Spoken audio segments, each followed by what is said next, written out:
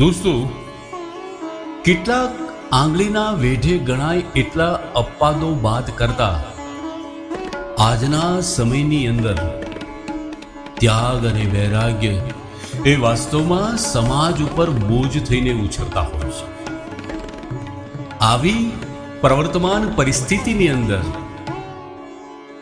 એક એવી સાધુતા જેણે માળાના મણકામાંથી પ્રગટેલી એમની વિરલ કર્મઠતાએ સમગ્ર સાધુતાને એક નવી દિશા આપી છે. સાધુતાના મૂળભૂત કર્તવ્યો જેના કાર્યો દ્વારા સમાજની સામે ઉભરી આવ્યા છે, એવા પરમ વંદનીય સંત ક્રાંતિકારી પરમ પૂજ્ય મુક્તાનંદજી બાપુ, જેણે પથ્થરમાં કંડારાયેલી ધાર્મિકતાને છેવાડાના માણસ સુધી સહજતાથી પહોંચાડી છે.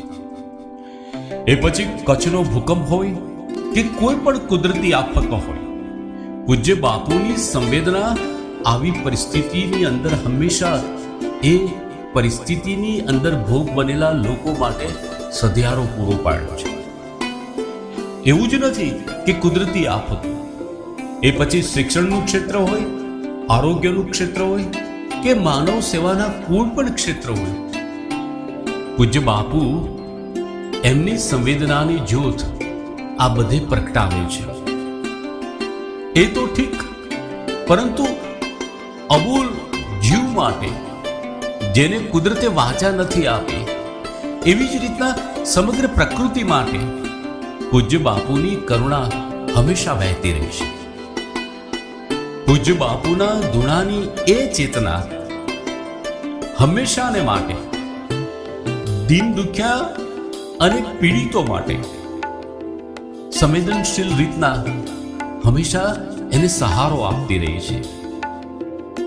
અને સાથે સાથે સ્વમાં લીન રહી પરમ તત્વ જે પણ કામ કરાવે એ તમામ કાર્યો ફક્ત ને ફક્ત દ્રષ્ટા ભાવે કરવા, આવી વિરલ વિચારધારા સાથે પૂજ્ય બાપુ આજે કોઈ પણ સરહદ કે સીમાડાઓના બંધનોથી મુક્ત રહીને હંમેશાને માટે સમષ્ટિ કલ્યાણના કાર્યો કરતા રહ્યા છે.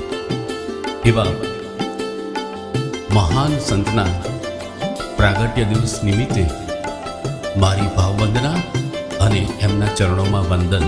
હરિઓમ.